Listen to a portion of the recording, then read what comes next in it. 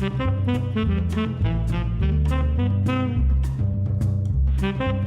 and welcome to the History of Africana Philosophy by Chike Jeffers and Peter Adamson, brought to you with the support of the King's College London Philosophy Department and the LMU in Munich, online at historyofphilosophy.net.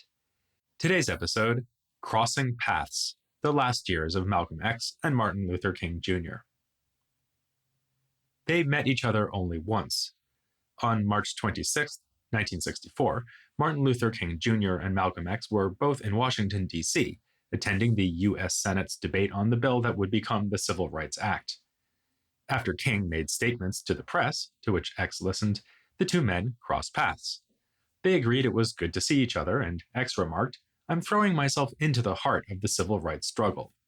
Soon they shook hands, and as photographers eagerly captured the moment, Malcolm said jokingly, "Now you're going to be investigated." This humorous remark is likely the reason for the grins on the two men's faces in an iconic photo of the encounter. In episodes 97 and 99, we covered the lives of these two leaders up to 1963. That was the year of the March on Washington, the occasion for King's famous "I Have a Dream" speech, and an event X mocked at the time as nothing but a circus with clowns and all. We take up our story then at a point where the division and the enmity between these two leaders was at its most palpable.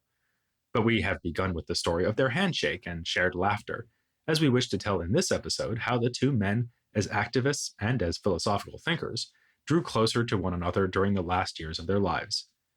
Malcolm X, who was born Malcolm Little on May 19, 1925, was murdered on February 21, 1965, thus ending his life before he reached his 40th birthday. Martin, born Michael King, on January 15, 1929, was murdered on April 4, 1968, meaning that he too was cut down at the age of 39. The years 1964 and 1965 for Malcolm and 1964 to 1968 for Martin were short periods, no doubt, but they were also momentous ones, full of change and tumult. From a philosophical perspective, too, these years were of great importance. There's often no better way to appreciate a thinker's depth than to see how and why the thinker's thinking changed. The two most transformative events of Malcolm's final years occurred shortly before and shortly after the meeting with King in March of 1964. Earlier in that same month, he officially broke with the Nation of Islam. And in the next month, April, he completed the Hajj, the pilgrimage to Mecca that is required of all Muslims who are able to perform it. It was a highlight of the extensive international travel that he undertook that year, all of which helped to reshape his perspectives. Let us first turn, however, to the story of his departure from the religious organization that gave him X rather than Little as a last name, the organization whose rise to national prominence was due in no small part to his power as a spokesperson. There can be little doubt that effectiveness was among the factors leading to X's break with the nation. His fame and charisma led others in the leadership to worry about just how powerful he might become.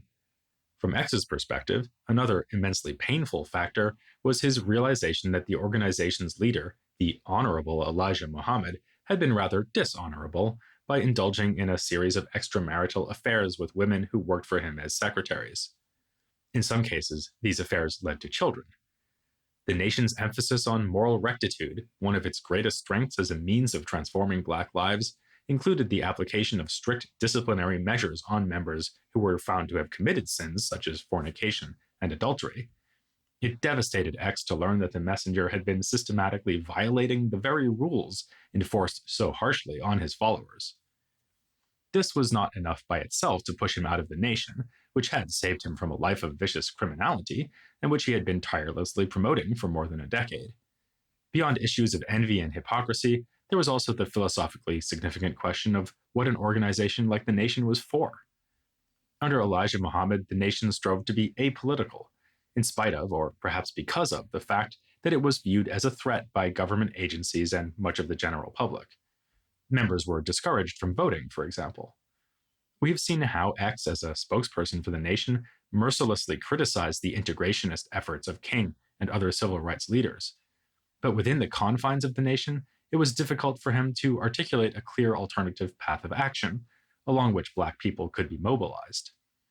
Toward the end of 1963, he gave a speech called A Message to the Grassroots, at a leadership conference in Detroit. It has been called a turning point precisely because of its forthright political engagement. The Chinese-American thinker and activist Grace Lee Boggs is said to have reacted to the speech by predicting that Malcolm would soon split with Elijah Muhammad. Less than 2 weeks later, President John F. Kennedy was shot and killed. This precipitated the most infamous of the moments leading up to X's break with the nation. Elijah Muhammad released a statement expressing shock over the president's assassination and instructed all of his ministers, including X, to make no comment on the matter. When filling in for Muhammad at a speaking engagement in New York, X carefully avoided all mention of the late president in his prepared remarks. His unprepared responses to questions from the press were not so cautious.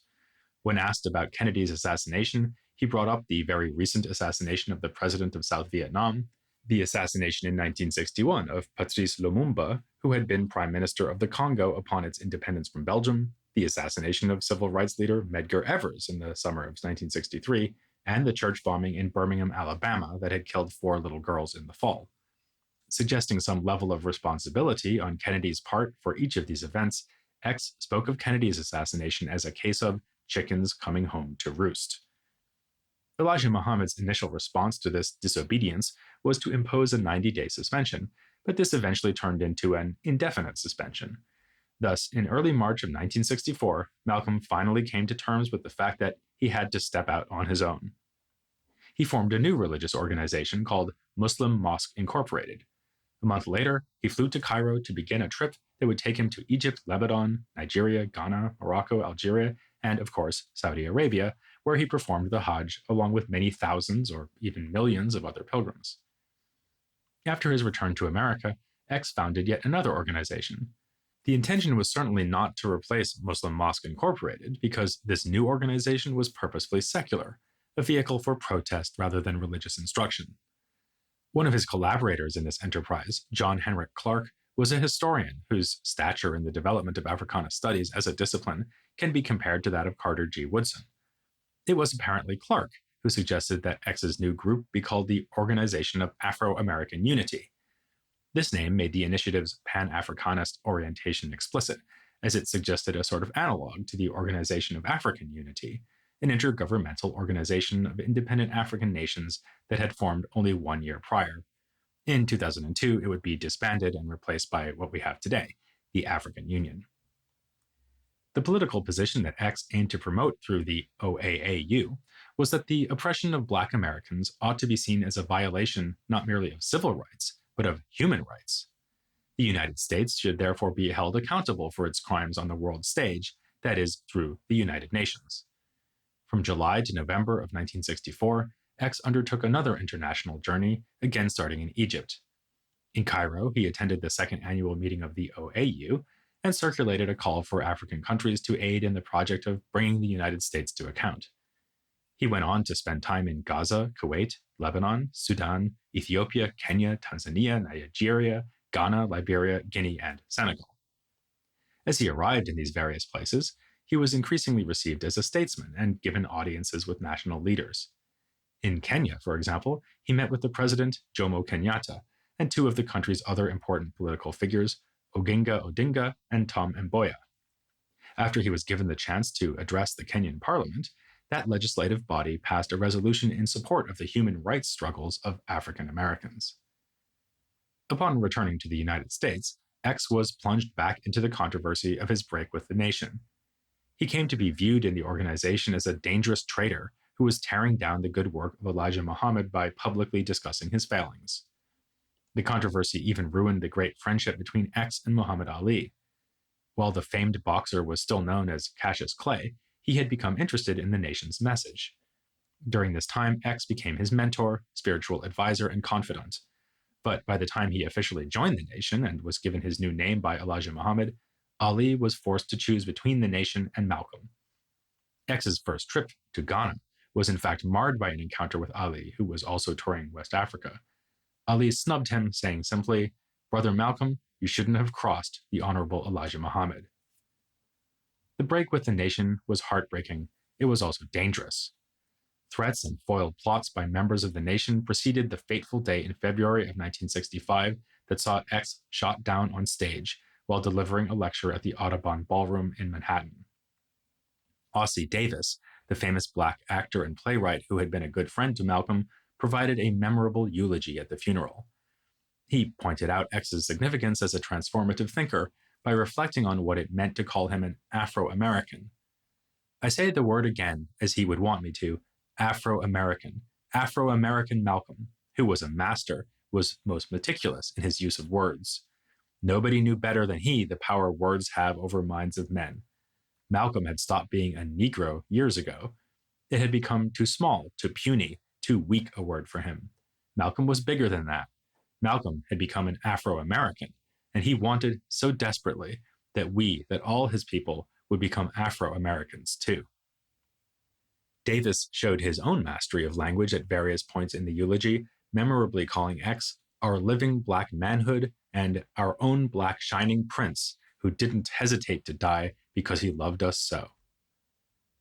King reacted to X's murder by sending a telegram to X's wife, Betty Shabazz, that read in part, "I was certainly saddened by the shocking and tragic assassination of your husband. While we did not always see eye to eye on methods to solve the race problem, I always had a deep affection for Malcolm and felt that he had the great ability to put his finger on the existence and root of the problem. He was an eloquent spokesman for his point of view, and no one can honestly doubt that Malcolm had a great concern for the problems we face as a race." This talk of deep affection seems very graceful when we think of some of the harsh insults X lobbed at King. Perhaps some of the recent changes in X's life and thought helped King to appreciate how linked in spirit he and X actually were. For there had indeed been significant shifts in X's philosophy during that time. Leaving the nation behind allowed X to commit himself openly, in both word and deed, to political action aimed at ending the oppression of African Americans, leaving behind the nation's policy of staying out of politics. This is exemplified by his emphasis on unity among African Americans, across religious and other lines of difference.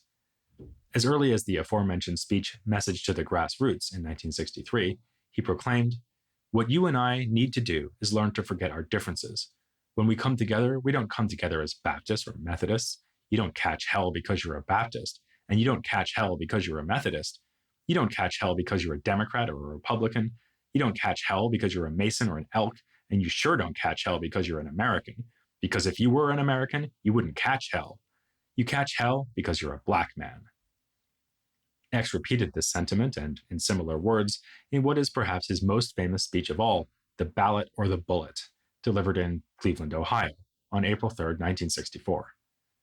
At another point in that speech, he spoke of taking a page out of the book of Christian evangelist Billy Graham. Just as Graham would come to town, attract people to Christ, and then encourage these new converts to find a local church, X vowed to begin spreading the gospel of black nationalism in such a way that he would strengthen existing civil rights organizations, rather than be at odds with them. He said, "If the NAACP is preaching and practicing the gospel of black nationalism, join the NAACP. If CORE is spreading and practicing the gospel of black nationalism, join CORE. Join any organization that has a gospel that's for the uplift of the black man." This did not, of course, mean that X was replacing his separatism with a newfound endorsement of the goal of integration, as pursued by mainstream civil rights organizations. As he indicates in this very quote, he continued to preach the same gospel, a rather ironic label for the secular message of black nationalism. Still, remembering the harsh criticism X previously aimed at these same civil rights organizations, we can certainly say that it was a major concession to advise joining a group like the NAACP in the furtherance of black nationalism. Evidently, his conception of black nationalism had become more capacious. In The Ballot or the Bullet, X defines black nationalism in three related ways: as a political philosophy, an economic philosophy, and a social philosophy. Most importantly for our present purposes, he claims that the political philosophy of black nationalism means that the black man should control the politics and the politicians in his own community. One way for black people to control the politics and politicians in their communities would be by achieving a separate state, as envisioned by the Nation of Islam. But this definition can also accommodate the less dramatic idea of black people using their vote effectively. Hence the words that give this speech its title: "The black man in the black community has to be re-educated into the science of politics so he will know what politics is supposed to bring him in return. Don't be throwing out any ballots. A ballot is like a bullet. You don't throw your ballots until you see a target. Now admitting the importance of the vote, X could hardly fail to acknowledge the importance of the struggle for voting rights. This moved him closer to the civil rights movement and to King. Like Frederick Douglass before him, Malcolm X came to reconceive political engagement as a virtue rather than a vice. Even as X sought in this period to foster greater unity among African American activists and organizations, he also argued for greater unity on a global, international, and interracial scale. In The Ballot or the Bullet, he says, "Expand the civil rights struggle to the level of human rights. Take it to the United Nations, where our African brothers can throw their weight on our side, where our Asian brothers can throw their weight on our side, where our Latin American brothers can throw their weight on our side, and where 800 million Chinamen are sitting there waiting to throw their weight on our side." Most remarkable in this cosmopolitan turn is the way that X came to think differently about the significance of race in relation to white people. This new perspective was related to his experience of the Hajj. He had not been prepared for the effect it had on him to see tens of thousands of pilgrims from all over the world, and to notice that they were, as he put it in a letter, of all colors, from blue-eyed blondes to black-skinned Africans, but were all participating in the same ritual, displaying a spirit of unity and brotherhood that my experiences in America had led me to believe never could exist between the white and non-white. For X, letting go of the nation came to mean letting go of the unorthodox aspects of its version of the Islamic faith, including its myth of the creation of white people, who were considered devils by the nation. Whites were said to be a race originally grafted from the original black people of the earth through the efforts of a mad scientist named Yaqub. James Cone suggests a distinction here between taking the statement "the white man is the devil" to be naturally true and taking it to be historically true. Initially, Cone writes, Malcolm was completely persuaded that it was true in both senses. After his break with Muhammad, he dropped the idea of the white man as the devil by nature. This too brought him closer in position to King, given the high value King placed on interracial cooperation in the struggle to end oppression. Which is not to say that, as in a good podcast on the history of philosophy, no gap remained. On the topic of violence, X does not seem to have budged much, if at all. It's no accident that the famed 1964 speech is about bullets as well as ballots. Its title is a warning that violence will erupt if other channels of change remain blocked. He was always careful to avoid explicit calls to violence. As he put it, "I'm nonviolent with those who are nonviolent with me." On the other hand, if you are in danger of dying for your cause because of the violence of others, X gives this advice: don't die alone, let your dying be reciprocal. This is what is meant by equality. On King's side, there was likewise no abandonment of the commitment to nonviolence, even in the face of violence, during the last years of his life. According to Cone, this key difference would have made a genuine coalition unlikely, even if X and King had both lived much longer. Their views on the matter of violence were rooted in their understandings of faith, making the development of a compromise position rather unlikely. With respect to this key issue, they clearly viewed each other's positions as completely unreasonable. Cone writes, "As Malcolm considered Martin's views on nonviolence foolish, so Martin viewed Malcolm's self-defense philosophy as foolish. If Malcolm thought nonviolence disarmed blacks, Martin considered Malcolm's program of reciprocal bleeding as nothing short of suicide." So, in 1965, the year that would see Malcolm's life reach its own violent end, Martin was still pursuing his program of nonviolence, and with considerable success. He led a massive march from Selma, Alabama to the state's capital, Montgomery, in a protest for voting rights. Some months later, President Lyndon B. Johnson signed the Voting Rights Act, one of the crowning victories of the civil rights movement. Yet on the heels of these successes, we find King moving towards viewpoints associated with X. Cone argues that this shows the impact of the Watts riots, which exploded just 5 days after the signing of the Voting Rights Act. Some argue that this disturbance should not be labeled as riots, but rather an uprising or insurrection. Whatever we call them, it is clear that the days of violence and destruction in the Watts area of Los Angeles expressed African American anger and frustration on a scale seldom seen before.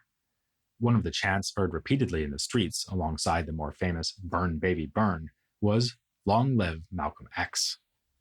Who, had he been alive to see it, would probably have been unsurprised, having repeatedly predicted that tensions would bubble over in this way. King, by contrast, was taken off guard by what he saw and heard as he visited Watts in the aftermath. Speaking with Bayard Rustin in the evening, he reflected on how his efforts in the movement thus far failed to speak to the problems facing the community there. I worked to get these people the right to eat hamburgers, and now I've got to do something to help them get the money to buy it. He put it rather more poetically in an article published in the Saturday Review. The flames of Watts illuminated more than the western sky. They cast light on the imperfections in the civil rights movement and the tragic shallowness of white racial policy in the explosive ghettos. The title of this piece was Next Stop, the North. That made clear King's plan, one he had devised even before the eruption in Watts, to expand the use of nonviolent direct action beyond the South, so as to address barriers facing African Americans in places like the South Side and West Side of Chicago, Watts in Los Angeles, or Harlem in New York. This shift in itself shows a convergence of his work with that of Malcolm. The differences between the two should never be reduced to geography, with King working in the South and X in the North, but this was an important contrast between their ministries. The urban ghettos had formed Malcolm, as we know from the autobiography, and he had long protested the conditions there. So King's next stop was territory long ago marked by X. Martin went to Chicago, moving with his wife Coretta into an apartment on the west side to bring attention to poor housing conditions. While leading a march through a white neighborhood, King was struck in the head with a rock thrown by a member of the vicious crowd. He commented that the hostility and hate he experienced during that march topped anything he had encountered in the South. The Chicago campaign did result in some concessions from the city's government, but the effort is often thought of as one of King's failures. Even as King grappled with the social conditions that had inspired X's message, he also had to figure out how to engage with the increasing popularity of a new message. We are speaking, as you may have guessed, about Black Power as a slogan and a movement. As we'll discuss in a future episode, the slogan emerged within the national consciousness after Stokely Carmichael led a crowd in chanting the phrase in Greenwood, Mississippi. King was very resistant to the phrase at first, believing it to sound too much like Black domination or supremacy. Eventually, though, he sought to put his own positive spin on Black Power. He begins his essay, Black Power Defined, from 1967 by saying, "When a people are mired in oppression, they realize deliverance only when they have accumulated the power to enforce change." The essay thus begins by recognizing power as a proper target of Black struggle, and then moves on to discuss gains and challenges in the attainment of power in the spheres of ideas, economics, and politics. With respect to Black power in ideas, King makes the argument that Black people have decisively influenced white thought in America through the very act of marching in protest. King continued to develop his assessment of Black power in his book, Where Do We Go From Here? Chaos or Community? He opted in this book to point out both positive potential and persistent problems in the phrase as commonly understood, unsurprisingly focusing many of his critical comments on the embrace of violence by Black power advocates. For example, he engages critically with Frantz Fanon's The Wretched of the Earth, which, as we'll see, was influential on Black power activists like Carmichael and H. Rap Brown. For King, Black power is not just about political and economic change, but, crucially, psychological change as well. King endorses the positive value in calling the Negro to a new sense of manhood, to a deep feeling of racial pride, and to an audacious appreciation of his heritage. Cohn suggests that King cherished Black power as a way of building Black self-esteem, above all its other functions. In this way, he became more like X, for whom it was always a top priority to encourage Black people to love themselves. Thus, across the 60s, we first have Malcolm X moving toward a more expansive notion of Black nationalism, one which could in many ways accommodate King's program, and then from the other direction, King adopting an expansive treatment of Black power. Their approaches had seemed far apart, but were now finding middle ground. And there are at least two more important respects in which we can see King and X as converging. First, with respect to something we've already mentioned, the necessity of thinking globally. We have seen that, for X, this meant seeking international cooperation to hold the United States accountable for its treatment of African Americans. King agreed with this sentiment in an interview published in Playboy magazine, conducted by none other than Alex Haley, X's collaborator on the autobiography. King said, "I think that in every possible instance, Africans should use the influence of their governments to make it clear that the struggle of their brothers in the US is part of a worldwide struggle. King's internationalism was most prominent, however, not in any request for other nations to stand in solidarity with African Americans, but rather in his own solidarity with the people of Vietnam during the Vietnam War.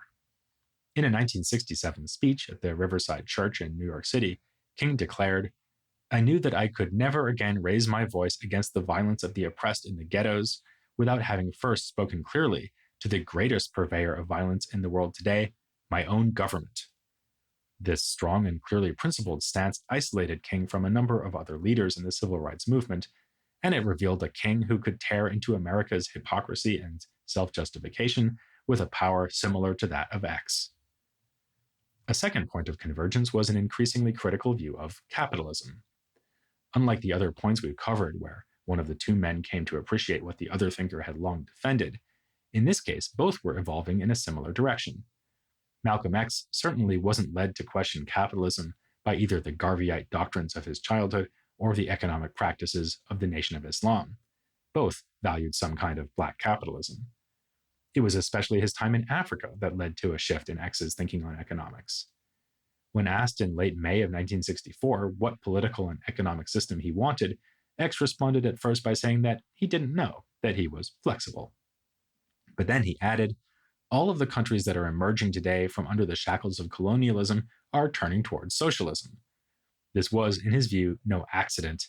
X went on to say, "You can't have capitalism without racism." As for King, he was exposed to Marx during his education, so from early on he had a sense of how capitalism might be criticized. As a leader, though, he tended to distance himself and the civil rights movement from communism, especially on the grounds of the latter's atheism. Again, travel was a factor in his change of mind. A visit to Sweden impressed King greatly, and he credited democratic socialism with the country's success. Around this time, he began to critique capitalism as well as communism. Thus, in the book Where Do We Go From Here?, King advocates for a guaranteed income on the grounds that the time has come for us to civilize ourselves by the total, direct, and immediate abolition of poverty. Anti-poverty activism was central to King's activities in the time just before he was murdered at the Lorraine Hotel in Memphis, Tennessee in April of 1968. He had been planning his Poor People's Campaign, complete with a new march on Washington to demand an economic Bill of Rights. He was in Memphis to support a strike by black sanitation workers. We can only speculate how far King might have gotten in pressing for a restructuring of America's economic system had he lived. To see a radical case of such restructuring, it actually wasn't necessary to venture as far as the decolonializing African nations. In Cuba, an economic revolution had followed the political revolution of the 1950s. But then again, Malcolm X didn't even need to leave Harlem to meet the president of the newly communist country, Fidel Castro. While in town to address the United Nations, Castro stayed at a hotel in Harlem at the invitation of X.